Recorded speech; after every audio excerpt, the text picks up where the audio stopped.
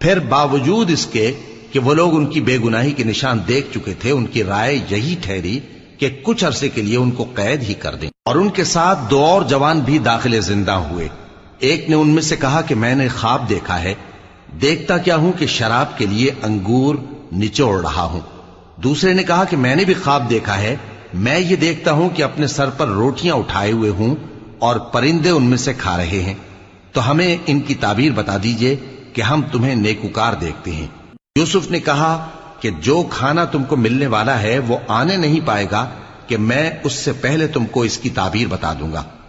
یہ ان باتوں میں سے ہے جو میرے پروردگار نے مجھے سکھائی ہیں۔